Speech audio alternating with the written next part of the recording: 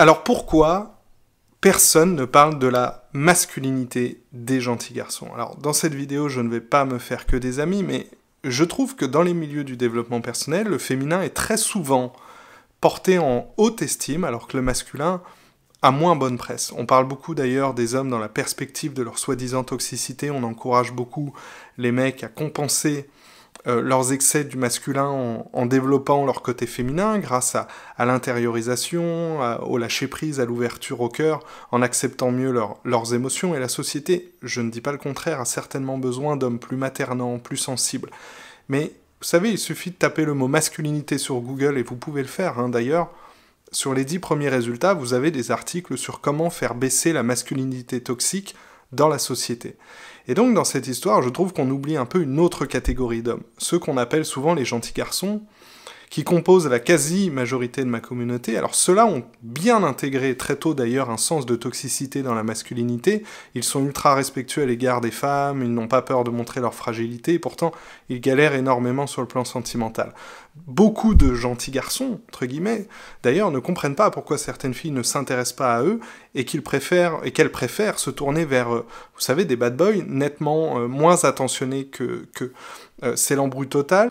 Et au fond, les hommes ressentent la masculinité souvent de deux façons différentes. Alors c'est vécu pour certains comme une pression d'agir de façon très dominante, très nuisible. Il faut être un vrai mec, un alpha, et pour y arriver, la seule façon, c'est de se déconnecter le plus possible de ses émotions, de toute sa part intuitive.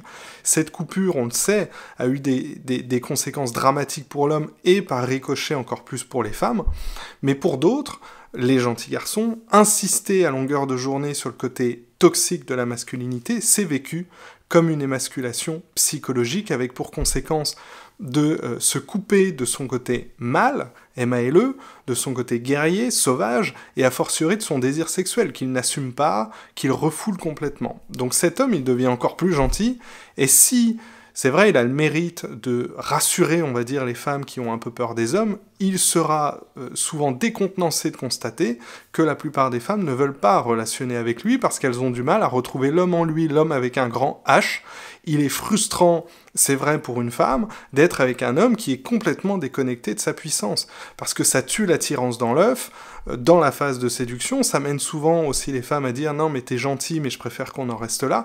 Et dans une relation de couple, si on arrive jusque-là, ça implique, et ça impliquera que la femme en question doive reprendre le rôle du masculin dans le couple, au détriment de sa part féminine qui ne peut pas s'épanouir comme elle le voudrait.